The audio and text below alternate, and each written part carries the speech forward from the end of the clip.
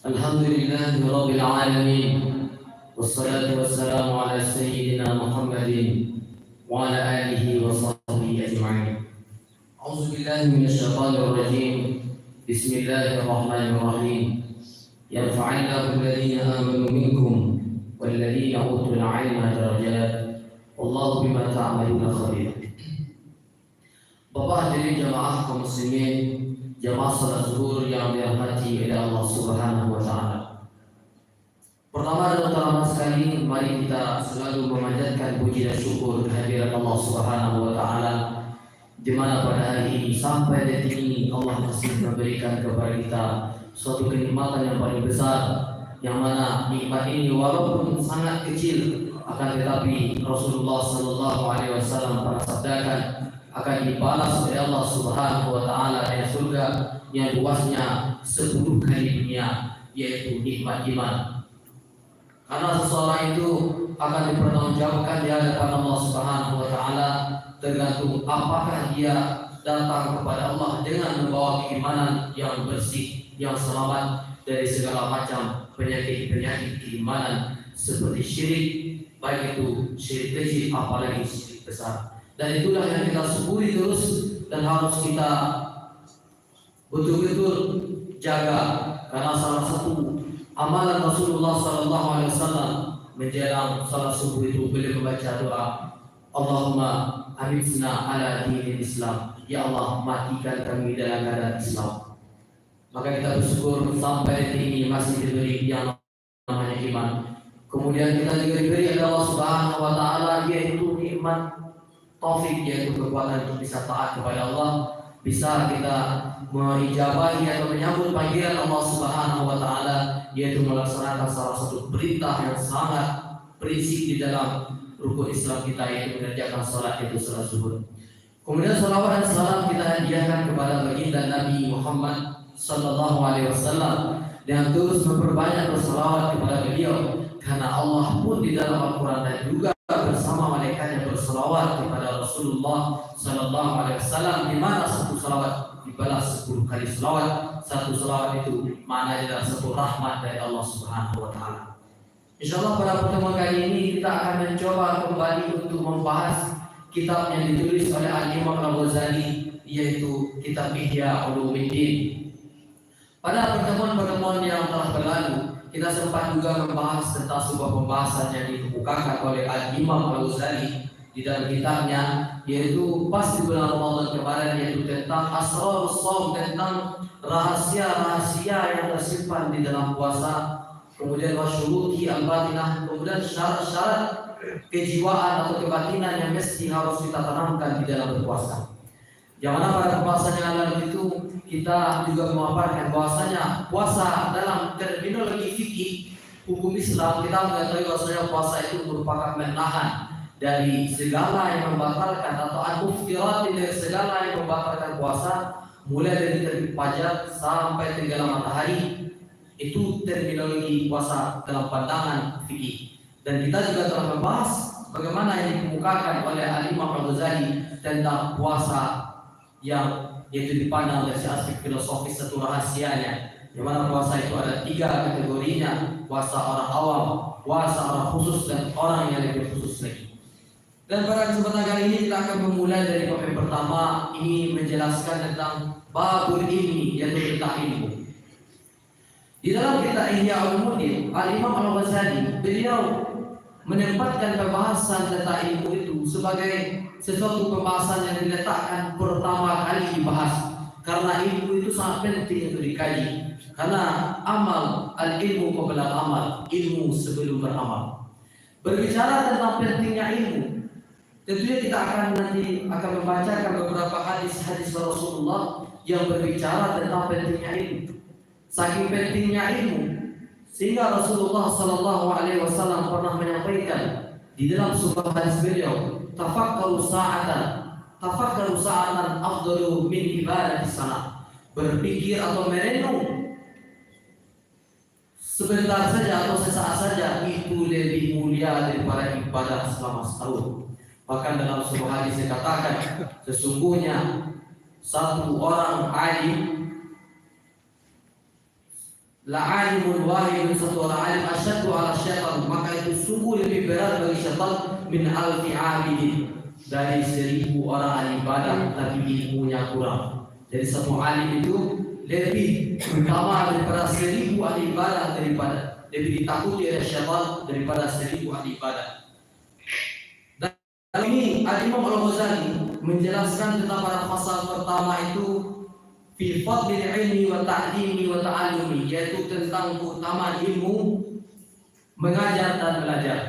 Apalagi kita di bulan Ramadan itu telah membiasakan diri di dalam menyimak kajian, mengikuti kajian-kajian para ustaz. Sebulan penuh kita mendapatkan pelajaran-pelajaran dari mereka, mendapatkan ilmu-ilmu, kemudian kita juga telah memaksimalkan ibadah. Maka setelah itu tentu kita ingin memaksimalkan kembali di bulan Syawal, sampai mungkin mudah-mudahan sampai di bulan Ramadan ke depan kita masih diberi umur dan kita meningkatkan kualitas kita. Yaitu yang pertama adalah tentang ilmu. Imam Ghazali memaparkan salah satu firman Allah Subhanahu wa taala dalam Al-Qur'an yang sebenarnya sangat banyak. Allah Subhanahu wa taala berbicara tentang ilmu. Salah satunya adalah dalam surah Al-Mujadalah yang disampaikan oleh Allah Subhanahu wa taala pada ayat yang 11. Yarfa'illahu alladhina amanu minkum walladhina utul 'ilma darajat. Artinya adalah Allah Subhanahu wa taala betul-betul memuliakan orang-orang yang beriman. Yarfa'illahu alladhina amanu minkum. Allah betul-betul memuliakan orang yang beriman, minkum, dari kalangan kalian. Jadi di sisi Allah Subhanahu wa taala, orang beriman ini memiliki derajat yang begitu luar biasa. Sampai dikatakan di dalam sunnah Rasulullah sallallahu alaihi wasallam, lahalakatul Ka'bah, sesungguhnya hancurnya Ka'bah itu lebih mendingan bagi Allah Subhanahu wa taala daripada ada satu orang beriman yang kita sakiti. Satu orang beriman, Allah lebih rela apabila Ka'bah itu hancur dibandingkan ada satu orang beriman disakiti. Maka di sini nampak sekali Allah Subhanahu wa taala itu sangat memuliakan orang-orang beriman. Maka hati-hati Bapak hadirin yang dimuliakan Allah Subhanahu wa taala, jangan sampai kita pernah menyakiti orang-orang beriman, baik itu karena perkataan kita. Karena hati-hati, banyak orang itu su'ul khatimah, mati dalam keadaan tidak baik di akhir hayatnya, itu dikarenakan mereka itu tidak memperhatikan urusan muasyarah, bagaimana bergaul dengan orang-orang beriman. Kita harus hati-hati karena di dalam hati mereka itu ada keimanan, ada keagungan terhadap Allah Subhanahu wa taala, ada la ilaha illallah di dalam hati mereka orang beriman itu. Maka kita harus betul-betul menjaga hati mereka. Makanya kalau ulama fikih itu menganalogikan ketika mereka ingin membahas tentang babul bai', itu babul muamalah di dalam kitab fikih itu, mengatakan bahwasanya prinsip daripada hakun adamiyun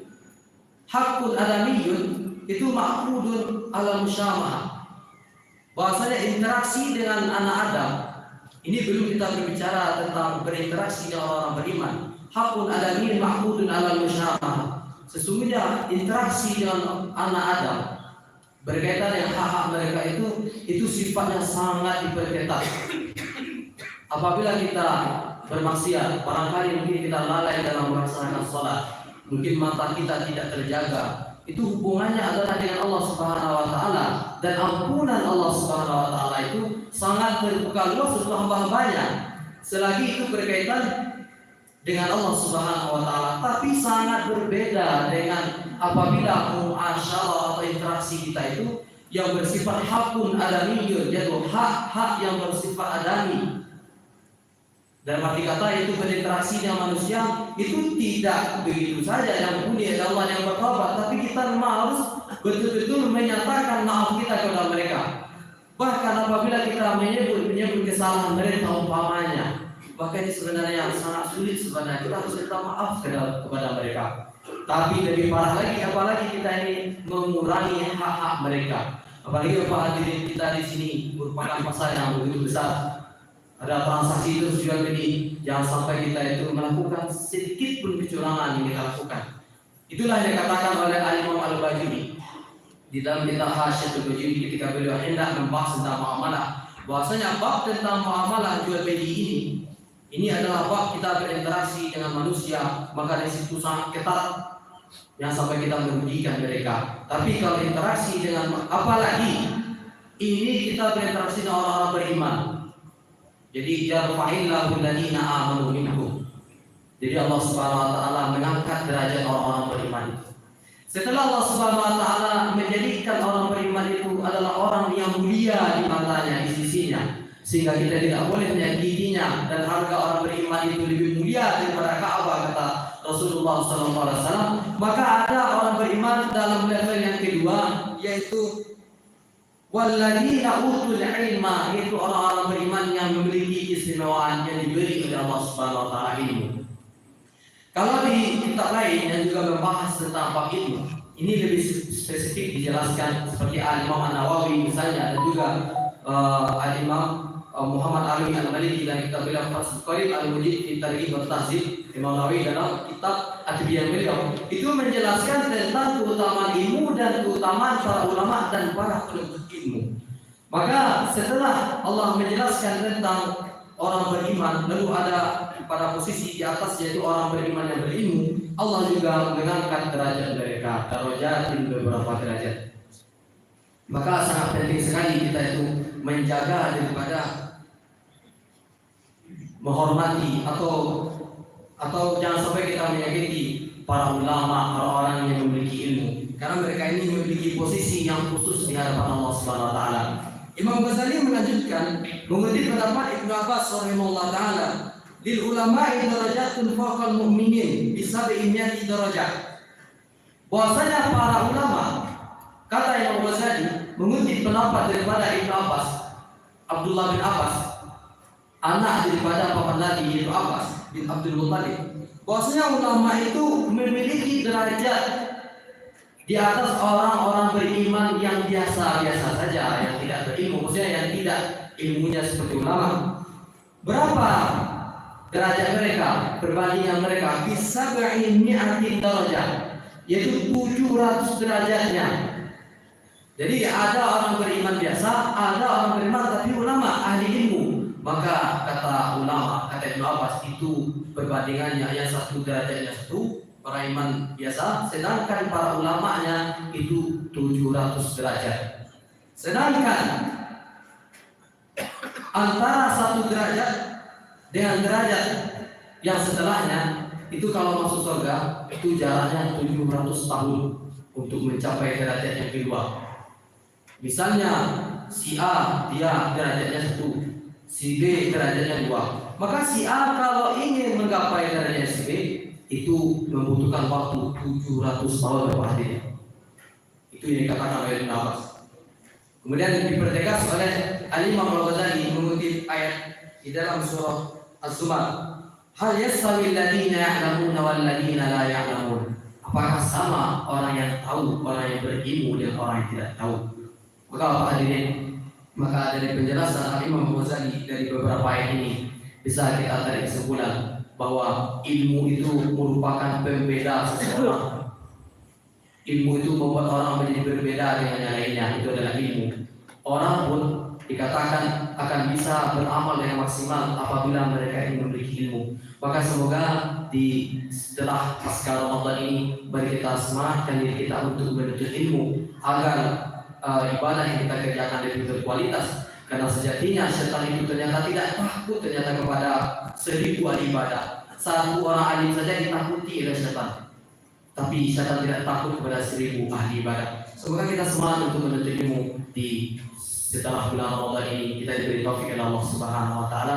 Mohon maaf apabila ada kesalahan itu datang dari diri kami sendiri, apabila ada kebenaran itu datang dari Allah Subhanahu wa taala. Kita akhiri dengan doa bila taufik wal hidayah. Assalamualaikum warahmatullahi wabarakatuh.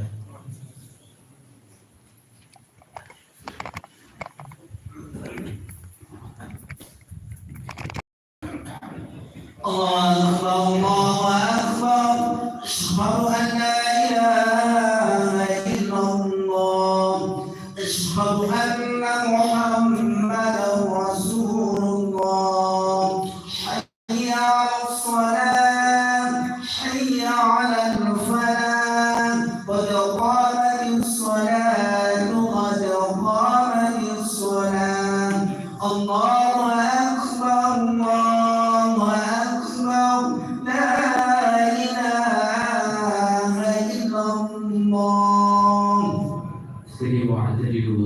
lurus saja rambutnya. Allahu Akbar.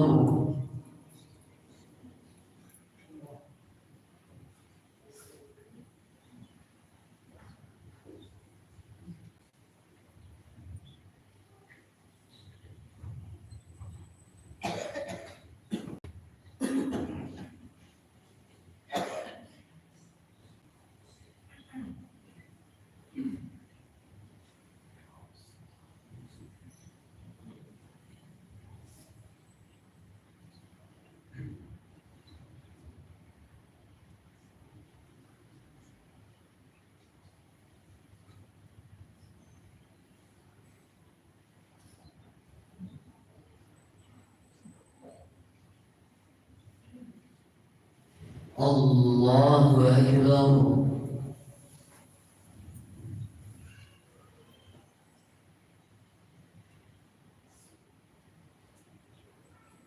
Sami Allahu liman hamidah.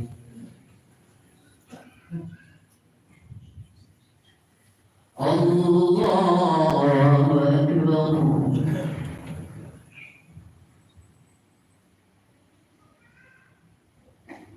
Allahu Akbar.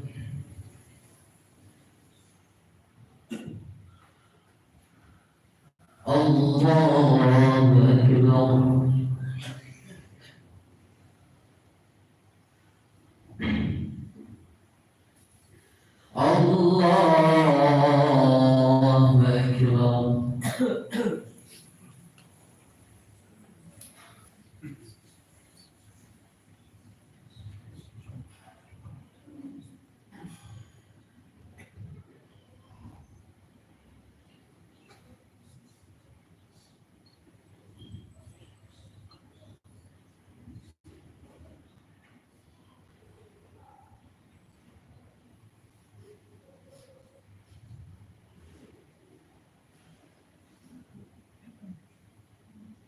Allahu Akbar.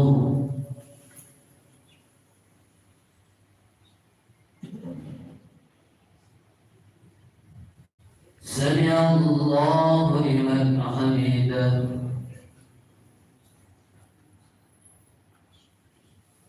Allahu Akbar.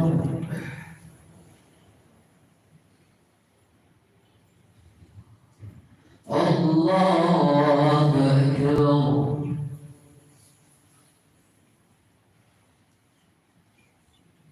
Allahu Akbar. Allahu Akbar.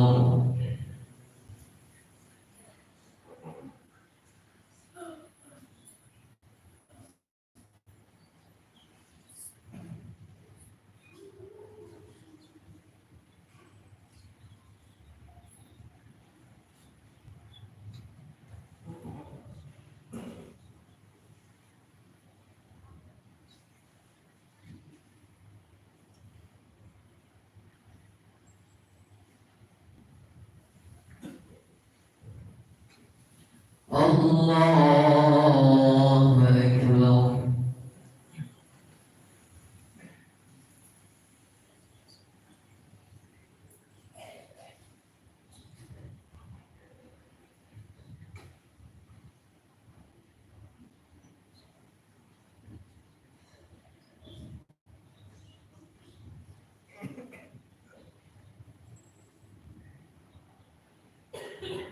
Allahu Akbar.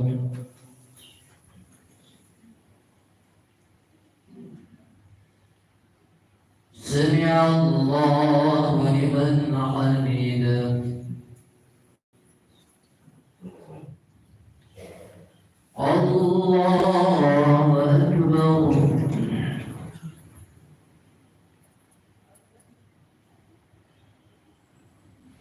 Allahu Akbar.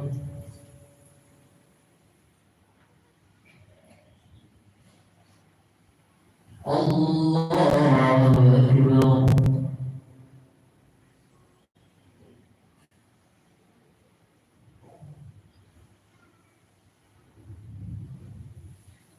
الله أكبر.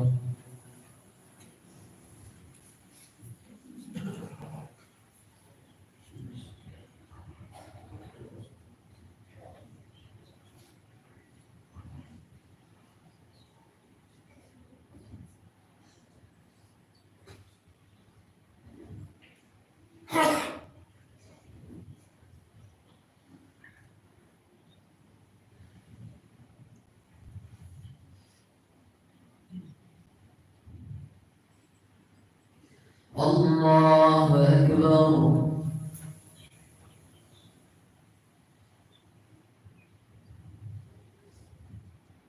سمع الله لمن حمده.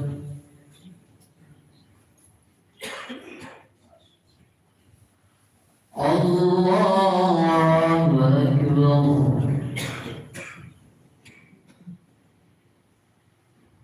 الله أكبر.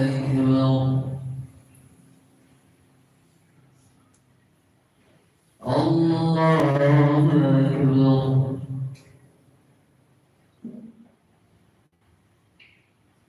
الله أكبر.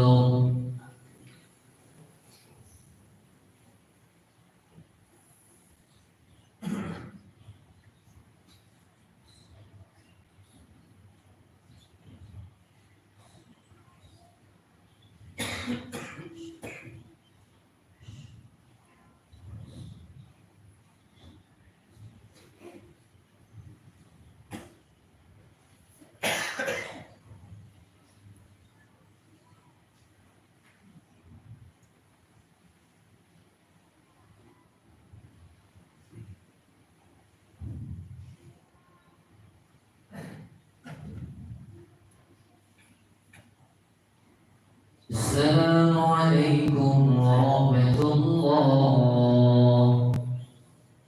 السلام عليكم ورحمة الله.